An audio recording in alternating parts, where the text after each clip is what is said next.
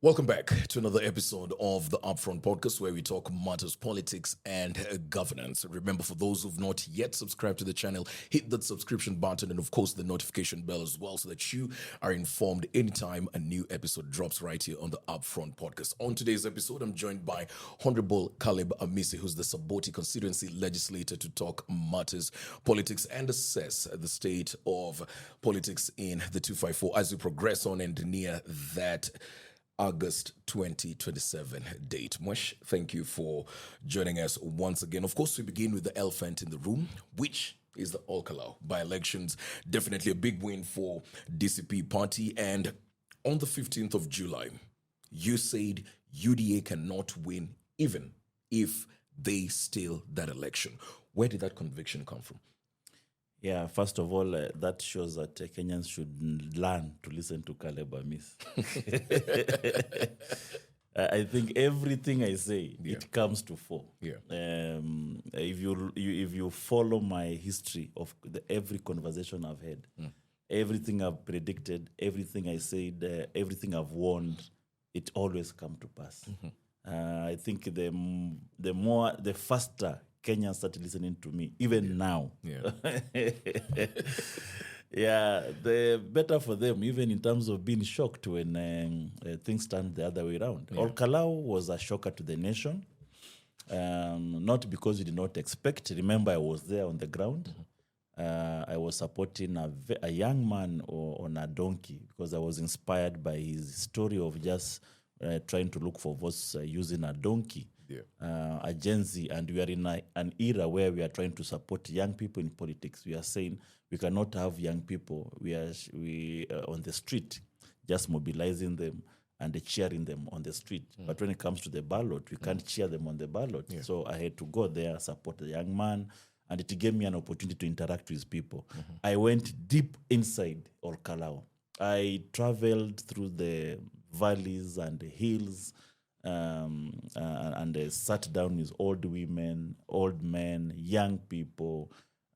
Deep, we went even to the plantations and the farms. We did a lot together in those 3 days.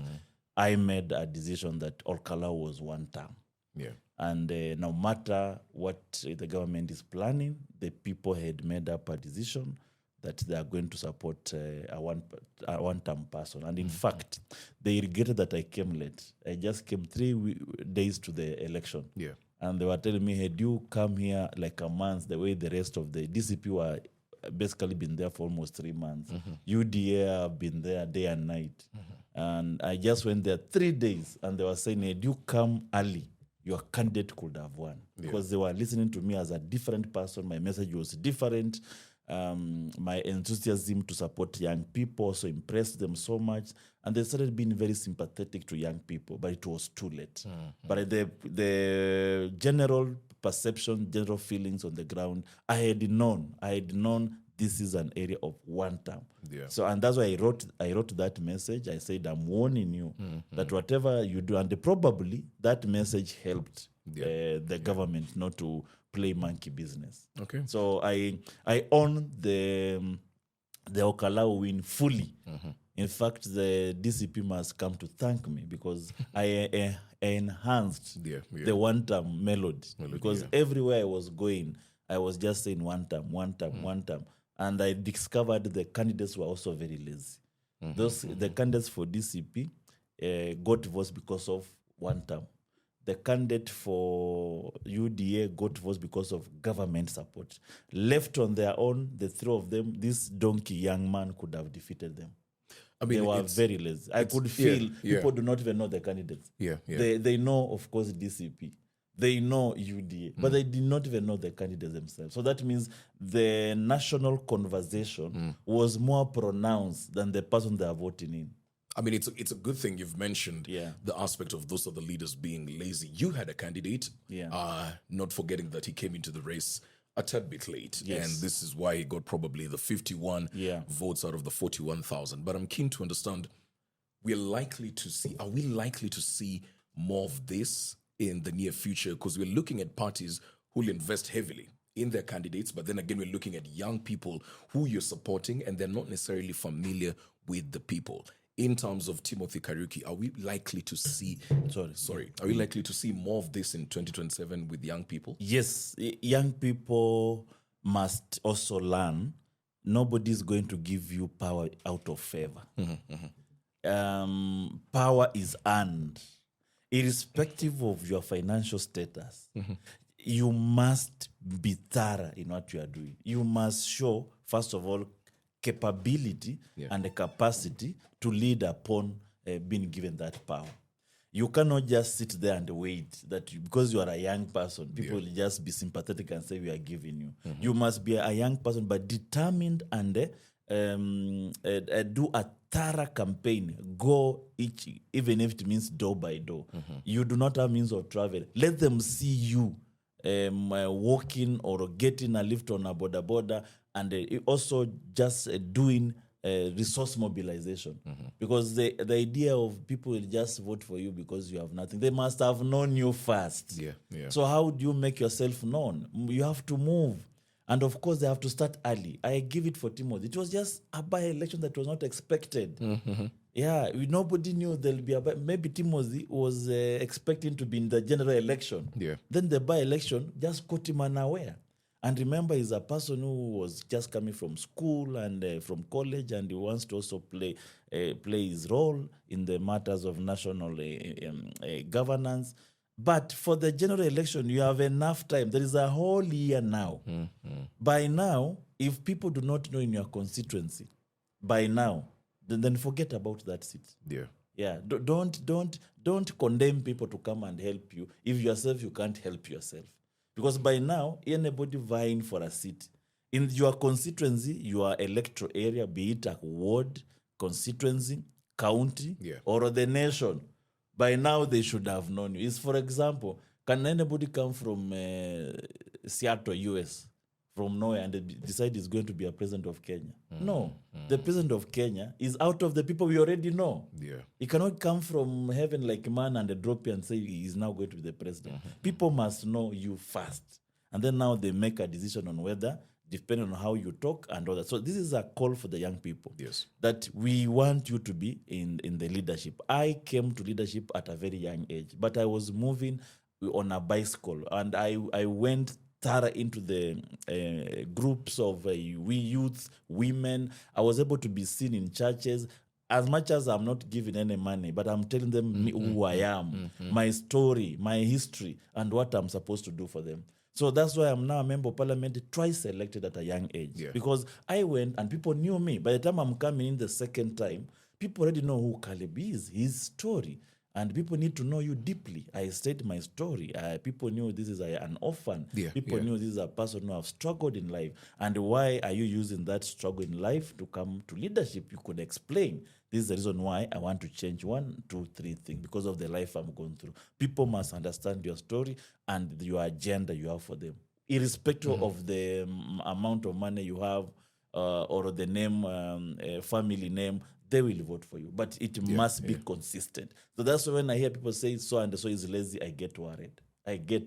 Laziness and winning an election, they cannot be in one paragraph or one sentence. Okay, so just before we move away from that, you genuinely believe if these young people, because a lot of young people are getting into these elective seats come next year, their biggest worry being financial sort of impediment and them not being able to move around as they want to.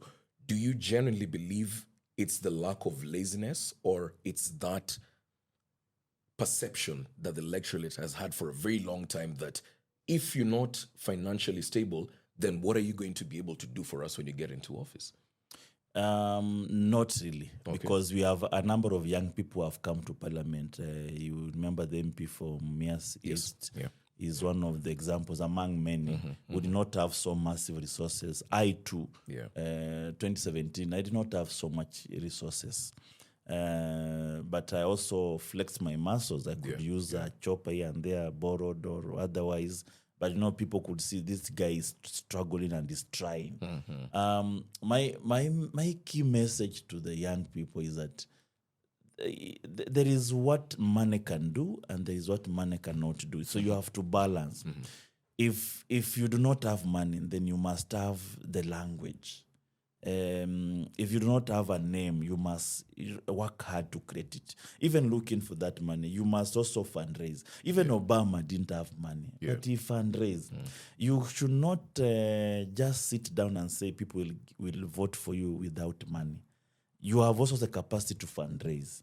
And how do people support you? People support you out of the way they watch you, the way you are focused, and they can monitor your activities. But if you just come here and say, people come give me money because I'm a young person, nobody's going to waste his money on a person who have no clear agenda.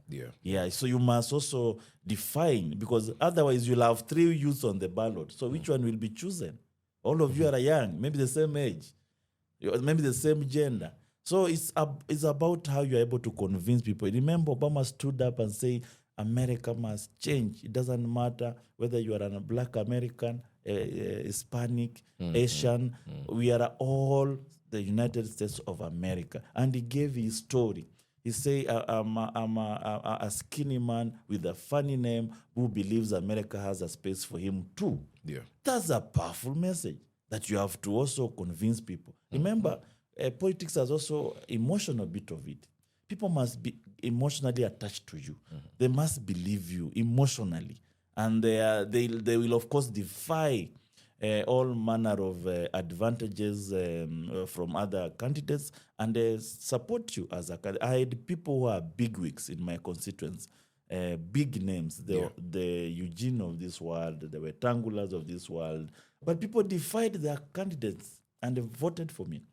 When we were in a rally during the NASA, because I came into parliament during the NASA moment, when we had Raila, Wetangula, Musalia, Kalonzo in one side. And they came, all of them in a rally. All of them. Wetangula tried to put his candidate, for the Kenya candidate, as a NASA candidate, to be endorsed by my party leader, Raila Odinga, who was a flag bearer. And I was right there. So what did I do? I did not just sit down and wait. I went and stood right where the 40 Kenya candidate was just being endorsed. And I stood there because I'm an ODM and I'm in NASA. So let the people decide. And the crowd went wild. They were just saying, Caleb, Caleb, Caleb, Caleb. Wetangula was embarrassed. He had to stop speaking. I speak first, then to continue. He never endorsed his candidate, and the Baba left that area knowing I'm being lied to. If had I not gone there, I'm just waiting to complain. Then, it is out of that energy and standing there strong and say, I'm here too, as your son. And the crowd going wild. It gave a message, a signal that this is a young man of the NASA coalition that people want. All right. Yeah, so I'm telling the young people, grab the space. Nobody will give you. Grab the space. Even, for example, at Timothy, if there was a rally of coalition of parties, I had told him, even if there is a DCP rally, go there. Nobody will chase you away. But they'll see your courage, your determination. That's that is what will inspire. Okay. All right. Well, we know Sami Kamau, the DCP winner, framed his message against President Ruto's UDA influence in Mount Kenya, basically saying that this is a message to you.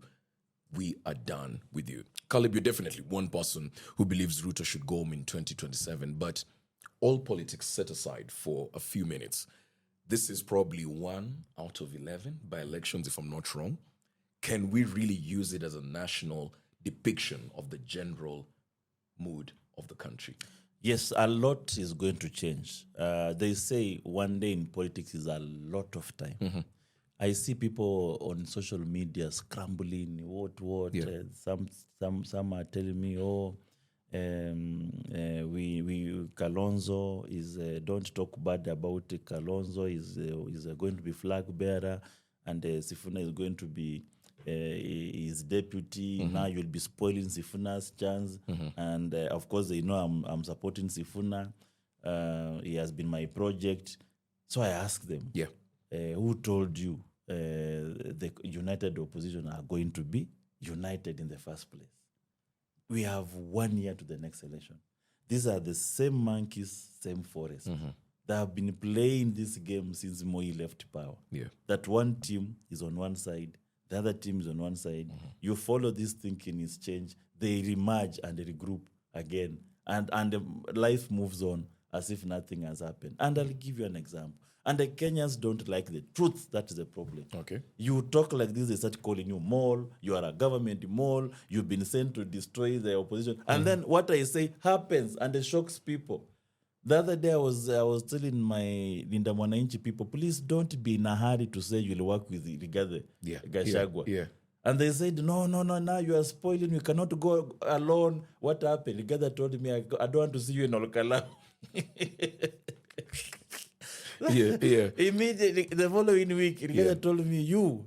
And the people had thought these people are together. Yeah. Only for Rigathi to tell you, I don't want to see you in your kerere yenyu pelekeni huko.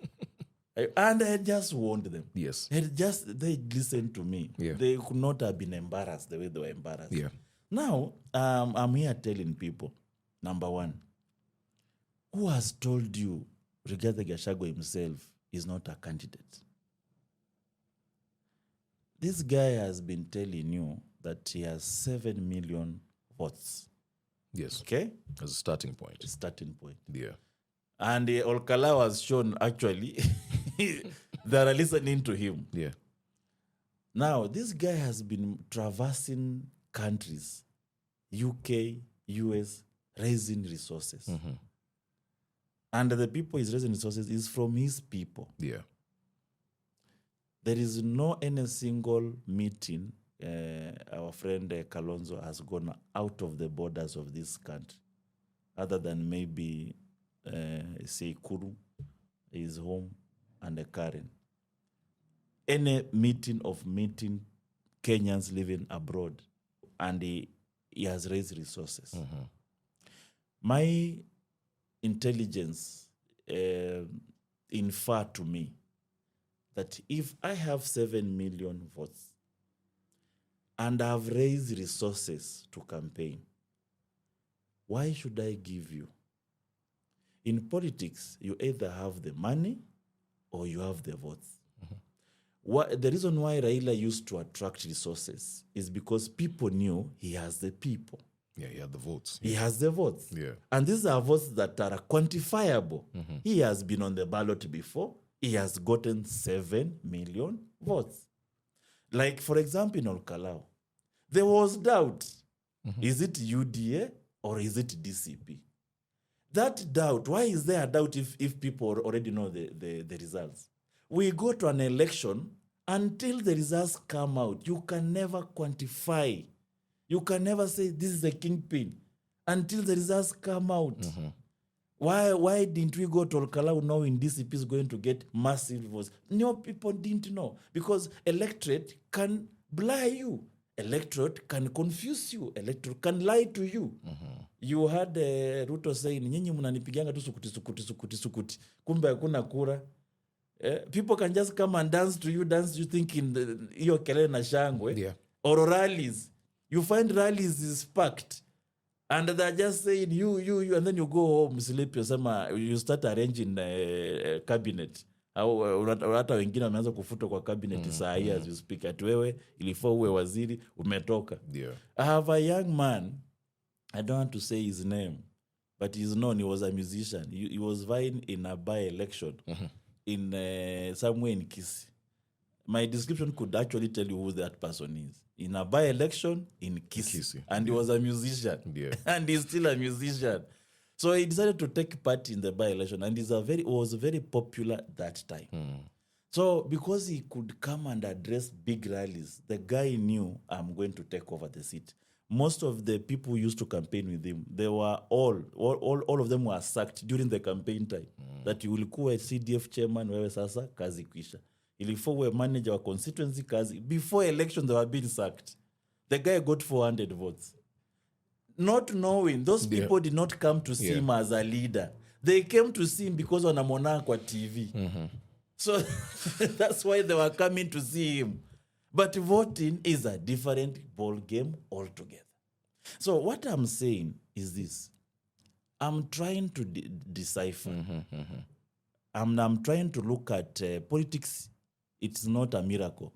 You need to look at the face value, yes, and you need to dissect the movement of people, the character, the behavior, and they know where they are going. On this other side, it is known, it is Ruto will be a flag bearer. What he's grappling with is a running mate. The running mate, yeah. But they already know on this side, it is not whether it will be Kindiki, Ruto, or Wanga, or Oburu. It is known it is Ruto. But they're starting with the flag bearer. They are already starting with Ruto. Yeah. On this side, we do not know whether it is Gachagua. And the Gachagua has said, do not say the running mate now. My friend, if your intention was to support Kalonzo, what are you waiting for? So what is this miracle? If you say Kalonzo now and you say Kalonzo next year, what will be the difference? That's the illusion. Yeah, what is the difference? They keep on telling people. What is the difference? They already know him. They'll know our game plan. So which game plan? Yeah. If Kalonzo is not a game plan, then why are you bothering him to tell him he will endorse you? And you are still saying they'll know our game plan. Which is this other game plan? So when you read those signs, they tell you. Yeah. The last time we need a candidate and a running mate is around March next year. Yes. I'm telling people, do not call me a mole yet until you see the real mole in March next year. Because when I say this, people start calling me names. When I warn people, they start calling me names. I'm telling them, there's no way I can be having the money and having 7 million votes, and then I give you, who are you? Who the hell are you? So I'll give it to myself or my friend. It doesn't make sense. You either have Kalonzo. To me, Kalonzo should have gone there and looked for votes because he doesn't have the money. You cannot tell me. And it is the votes that attract money. So that you go and gather people to support you. Yeah. Like this is a candidate like Sifuna. Sifuna can gather money. Because people are seeing him gathering votes, exciting. Exciting. So that's such a candidate can attract money. But you cannot just say you are in the house waiting for people to give you money and they give you votes. Who are you? You see, it doesn't make sense. There's a change of tone in regarding Gachagua's utterances. Yeah. He's coming off as somebody, he's coming a bit slow now on the attack towards UDA. Even just yesterday, he mentioned that, you know what, for DP Kithure Kindiki, he's our son. Let's go slow on him. Let's go slow on him. Then again, he comes off and says, you know what, we should be trading all our guns against William Ruto. And people have been saying, you know what, this is somebody who's going to ditch the opposition and bring his support back to William Ruto. What are the chances of that? Very possible. I said, same monkeys, same forest. Unless we change all these monkeys, we still going to dance the same tune. Yeah. And when I say all these people who have served in Moi's government must go, they start calling me. I want them to call me a mole until March. When now all these clips will come out. Yeah. And I say, Caleb said this. Caleb said this. These guys have used to play in the same game. We are assuming somebody somewhere is so annoyed the way things are wrong in the government. He is saying, I will do all it takes to send this person home. Yeah. Were things not wrong during Moi's government? Did he go out of his way to send Moi out? Were things not wrong during Kibaki's government? Did he go out of his way to send Kibaki home? Uhuru, who is one of the devastating regime we've had, same people were in the same government, did they go out of their way to send Uhuru home? Why now? There is what we call personal interest, camouflaged as a national agenda. So you'll be together thinking we are together trying to send William Ruto home. In his mind, he knows he's trying to build his power, his power base, his political power to negotiate with the same person you are chasing away. Yeah. Now, the moment people hear this possibility, and I want you to mark today, I always say mark today, so that when that thing comes, just mark my video. Let me even mark it. Please mark. It's the 25th. So it's my birthday, so I'll remember. Please mark my video today and play it in March next year. Yes. Play the same video in March next year. Yeah. And I want to receive a public apology from these Kenyans who are they don't want to see the reality. They don't want to be told the truth. They want to box everybody in their own cocoon of thinking, retrogressive thinking. They don't want to open up. You don't want to get out of the box. In fact, they say throw the box away. Don't even think out of the box. Throw the box away. Try thinking differently. Are these not the same people? What is this that has happened that now Rigathi, for example, has seen wrong? If he was not removed out of Ruto's government, could he be speaking the same thing? When you hear somebody moving around his community, and you are following him, he has no interest with your community. Him is talking about his community. And you are saying you will merge together with him. How? Okay. His interest is not national. His interest is his community. Okay, let's I am a one term. And there is nobody living or dead today as a politician who is more against Ruto than Amisi. Nobody. Because I have never met William Ruto. These people have been serving together in the same cabinet. I have never met him. Even my friend Sifuna signed a UDA ODM pack at KICC.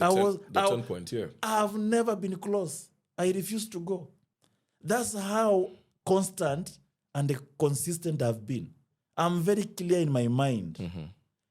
So I because of that clarity, I can tell who have come to the struggle today, yesterday, and their behaviors. I mean, Caleb, we know very well winning an election as a single entity is close to impossible in Kenya. People have to coalesce. At one point, all these people who are in the opposition, all these one-term members have to come together in a pool so that you can actually stand a chance at victory. Where are you seeing yourself come next year if they keep on saying that, you know what, Caleb is not a team player? We can't bring him into the fold because he's not playing ball. This one is not being a team player. It's about trying to send a message of change that people are adamant. But will they listen? Because even in that opposition, we still have these same monkeys that we're talking about. Will they listen? The Martin Luther King, when he started the civil society movement, nobody was even bothering it. He was just shouting around churches in the US, several states, trying to go and preach in churches. And eventually his message became consistent and it became a revolution in US. It is the consistency of the message.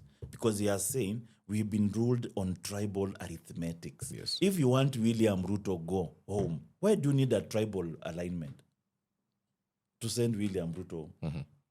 I'm a Kikuyu, I want William Ruto to go home. I'm a Luo, I want William Ruto to go home. I'm a Kamba, I want William to go home. I'm a Luya, I want Ruto to go home. Why do you need tribal arithmetics to send him home? Everybody should just agree, let's go home. Don't say, this tribe plus this one, you go. Why? Everybody is disturbed by the presidency of William Ruto. What we are saying, we cannot remove William Ruto and still have the same administration. And we removed Moi. Remember, we removed Moi. Everybody was singing Moi must go. Do you know who are singing the loudest? There's people who are in the Moi's government. Some have died. You know them. If you just go to the history of the Uhuru Park Declaration, the NAC, just get those individuals. All of them were in Moi's government. So you removed Moi as an individual, but you never removed the Moism that disturbed the country. So that was not changed. You just removed an individual. So I'm saying, lest we go back there. We are wasting our whole country singing Ruto must go, only to remain with the same administration. You have removed one person. The entire William Ruto is still in the government. What have you changed? So I'm telling them, we have a moment to change our country. Can we use it and remove tribalism out of it? Can you just remove tribalism out of it so that there is no kingpin you have to impress for you to say you are a true one-term person? There are people who are gatekeeping. ati wewe unakaa kuwa mall, you know. Sijui nini. Can we just remove gatekeeping and say anybody saying one term, irrespective of whether you are a kingpin or not? Okay. Can you remove this kingpin thing and just say the clarion call of the nation is to remove William and his entire government? Because if you remove William and leave his entire government, and of course the same thing has come up again. I'm asking ourselves, for example, I want Kenyans to be very honest to me. Okay. Is assuming Rigathi Gachagua is a flag bearer as an opposition. Are we going to celebrate? And why? Because we are going to remove William Ruto if we make Rigathi Gachagua a flag bearer. So are we going to go home and be happy? And why? If I'm convinced, fine. And remember, I'm not a beneficiary of tribal voting. I come to a constituency whereby all tribes are there. I have to accommodate everybody. I've never benefited out of tribal voting. I come from a minority tribe. The majority tribes in my constituency, they voted for me because I'm not tribal. I mean, in the example that you've used and for... they still voted for me. In the example that you've used for Rigathi Gachagua and looking at him having those number of votes and a possible win if he goes for the presidency, I think, is it not a case of you can't have your cake and eat it at the same time? Because we need a route to victory. So if this is the route, we get there, then we figure out the rest. How do you figure out? We got Ruto here. Are we still figuring out? Yeah. They said ni mwizi wetu. So tunataka tuweke mkabila wetu. Alafu, then how do we figure it out? We go back again and say... And I think that's where your work is cut out for you. It's drilling this message into Kenyans' minds. I mean... Yeah, because we were saying, hustle. Tunasema ni mwizi. Sema ni mwizi wetu. Are you getting? So where is huyu mwizi wetu tena? Why are we singing Ruto must go na alikuwa mwizi wetu? So why do we have to put some people in power for us to figure it out? Why can't we assess them now before they get in? And if I can tell you, if I can criticize you, if I can tell you this is wrong, you can say we are more one term than anybody living or dead. So when I say this, I'm more determined to clean this country out of the mess we have gone through. So when I say this and then you get disturbed, what message are you sending us? That if you get to power, you not want anybody to criticize you. You just want to say if right is right, if left is left. Okay. It tells you a lot to the character of a person you are. That you are telling people apana. We are all want Ruto to go, but this is not the right way because we will still get stuck in the next 5 years again. Okay. And we go back to the street and start singing the other person must go. So we are saying the problem that has made that, because we've been singing people must go for the last 30 years. Every time Moi must go, then Kibaki must go, then Uhuru must go, then Ruto must go. So we are saying, can we change the tune? Can we first of all say, so why do we elect president and then we chase them out? It's because we never interrogated them in the first place. We were using emotions to drive them into power. Either for or against. So we are saying, can we remove tribalism out of the potential presidents? And the Constitution gives, you cannot box us into two groups of coalition. The Constitution gives an opportunity for as many people to vie for presidents. Why are you grouping Kenya into two groups? There can be a person who will rise up and say Ruto must go in a proper way and they still get elected by all tribes. What is bad with us? I want to bring this home closer to you. And in the Mulembe nation, we've seen Musalia Mudavadi make pronouncements, downplay the progress that the opposition is making in certain places, Linda Mwananchi to be specific. And even just recently, I think around the 10th of July, he was in your backyard in Kimini in Trans Nzoia telling supporters that he's tired of being the number 2. And there's no way somebody like Edwin Sifuna can ascend to the presidency without him, who's the person who unlocked the door for the Mulembe nation, doing it first. When you hear him, because we've had a previous conversation saying you're in class 3 when he was a minister, when you hear him say such remarks, are these words that still hold water in the region, or kicks of a dying horse? Your last sentence could be the truth. I think you've answered for me. It was the kicks of a dying horse. Let them allow Edwin Sifuna have a chance. Is Kenyan. The issue of being a Mulembe or not is neither here. Yeah. The country needs a leader. It does not need a Mulembe nation leader. It does not need a kingpin. The country needs a unifier, a person who accommodates all tribes. Yeah. The moment we get that person, Kenya will be stable. We do not want this kingpin. There has been a kingpin for 40 years. Isn't that enough? There's been a kingpin for 40 years. And the ballot, there's nothing. I hear people saying, in fact, I want to warn my friend Sifuna. Wanaanza kukubox kwa hizi vitu za Mulembe nation. Yes. Ati kingpin wa Luya. Atoke huko ndani. He was a national figure. He goes to Taita Taveta, is welcome. He goes to Thika, is welcome. Machakos is welcome. Mombasa is welcome. He is a national darling. The moment he goes back to this tribal cocoon, we want to endorse you as a Mulembe kingpin. There is nothing on the ballot called Mulembe kingpin. Yeah. I've never seen. I've voted 3 times. I've never seen in any election where they have said there is MCA, ballot, MP, women rep, senator, governor, president, and the Mulembe kingpin. I've never seen such a ballot. You are wasting your time into Mulembe things. That is the reason why Musalia has never become a president. Because he has been fighting for a position that does not exist on the ballot. He believes he's going to ascend to that Yes, seat you in become. 2032. No, yeah? you become a Mulembe kingpin. A trolley comes as a returning officer. He announces the results at Bukungu Stadium. Then you celebrate. I'm the Mulembe kingpin. Fine. You are now a kingpin. Where is your office? Where is your allocation, natural allocation? Where is your development record as a Mulembe kingpin? Yeah. Because you are going to be endorsed for a position that does not exist on the ballot. Just the way he occupied a position that was not in the Constitution. He now wants to occupy a position that was not on the ballot. I'm telling Sifuna, do not go there. Go to Bungoma, go to Trans Nzoia as just a normal visit of a place in Kenya. But not to go and start now being,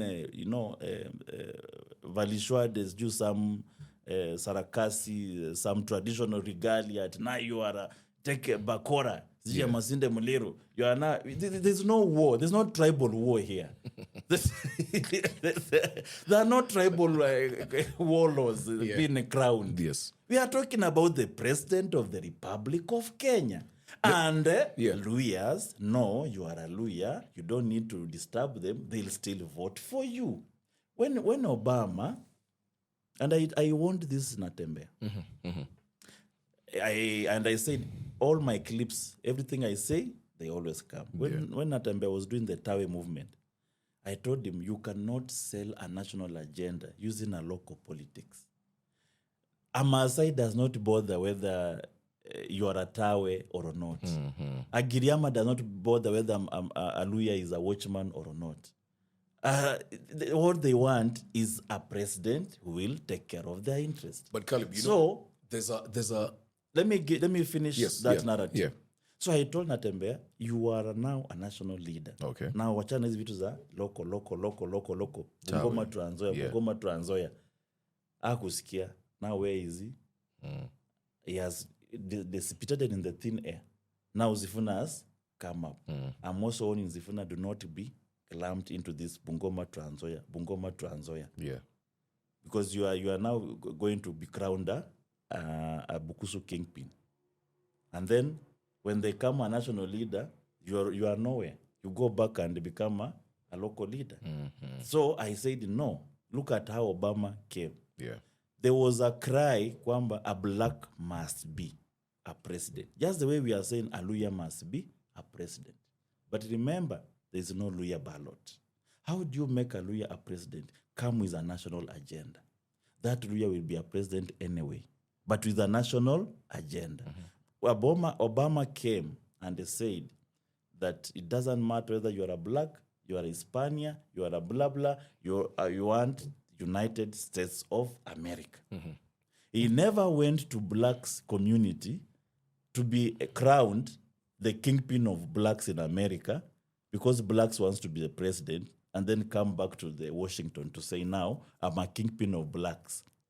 He went to the blacks and say, vote for me, not because I'm black. Vote for me because I'm the best president you can ever have.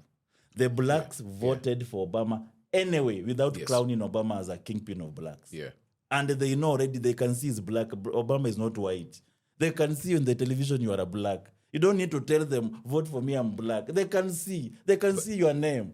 But you see, the dynamics are different, of course. And when you're looking at this argument that has been pushed by legacy politicians, is that for you to have any sense of some meaningful sort of worth within the Kenyan political scene, you need a political base. All leaders have had it. Raila Odinga had a political base.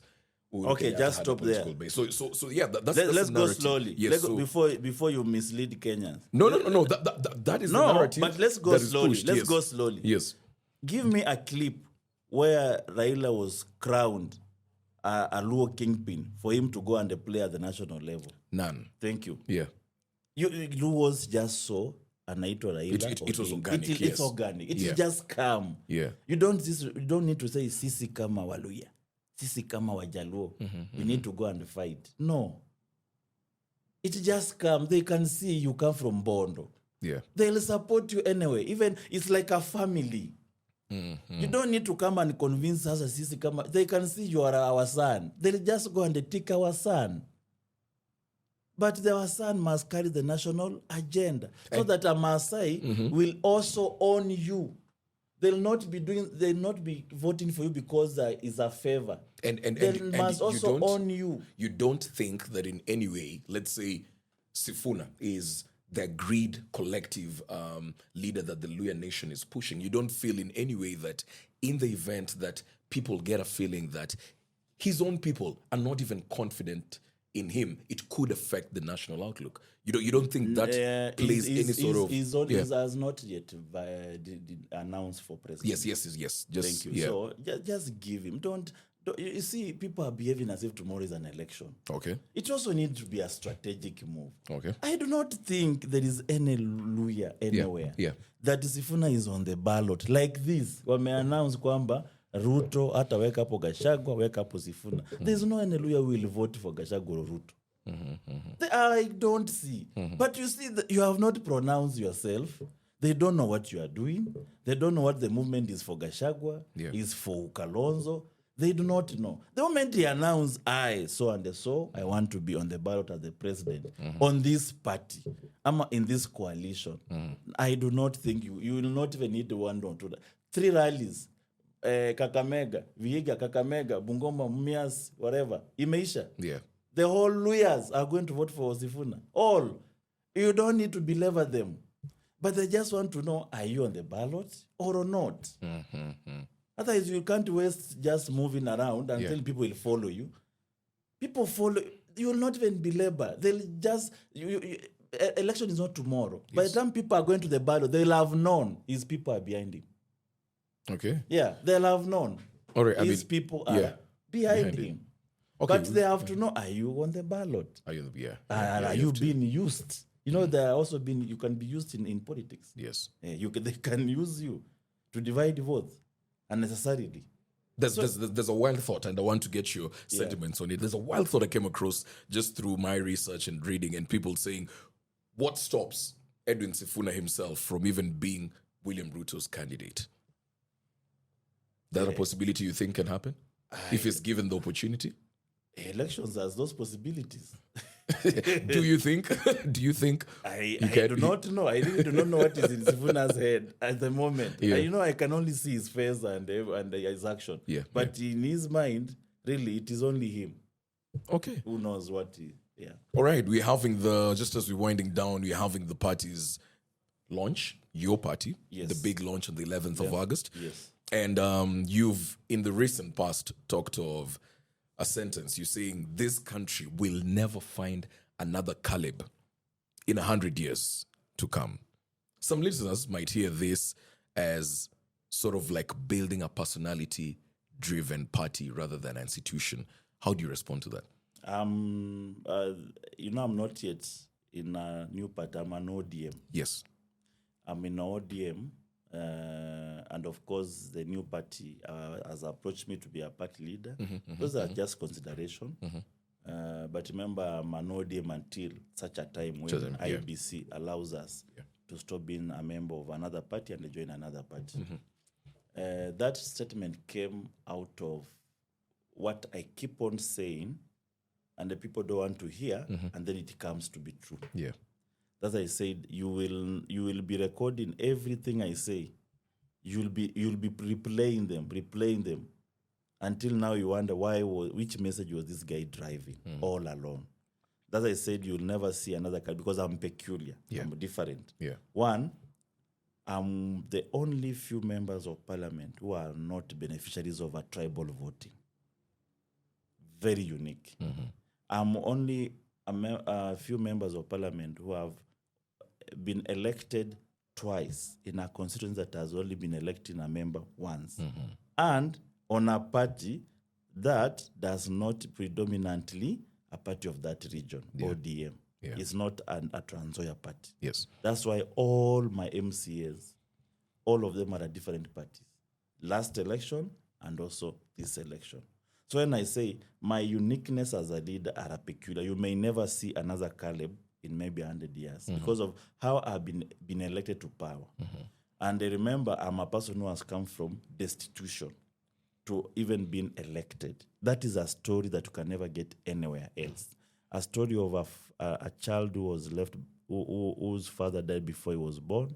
A story of a child whose mother, after being born, was left 6 months without both parents, without a brother, without a sister. But is now here, elected, second term, member of parliament.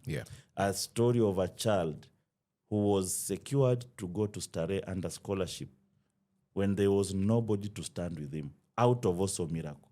This is a story that I say you can never see another Caleb in another 100 years. Because my story is unique. And nobody, in fact, when I tell my story to anybody, I say, niko na shida lakini hii yako, it is unique one. So that's why I said the uniqueness of my story, my candidature. Being a party leader is neither here because I'm not yet. And it is also an election. It's an NDC. People elect. And we are running away from personality politics. That hii ni chama ya mtu fulani, hii ni chama kabila fulani. We are telling these people of Renaissance, can we have a party as an institution? For example, Obama from nowhere just used Democrat. He's not a founder. He's not a member. He's not a family member of the party. He's not an official. But he convinced delegates. He was now the flag bearer of the Democrats from nowhere, and he stood in as the first black American to become a president.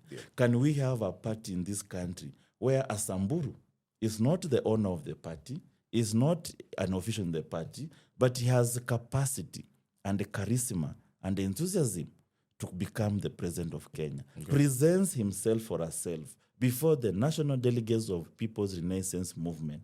And because of the structure of the party and the delegates, they use that structure and they become the president of Kenya without being called this is a Samburu party, without being called he is the owner of the party. Can we have a country like that? That is the message I'm driving. And it will not be achieved 2027. There'll be turbulence. They'll call you more. They'll call you what? All sorts of names. But if people did not chase away the British, we'll still be under independence. I mean, under the British rule up to today. But people woke up and say, these guys must go. Others people woke up in the second liberation and said, we must have a multi-party democracy. We had a one-party rule.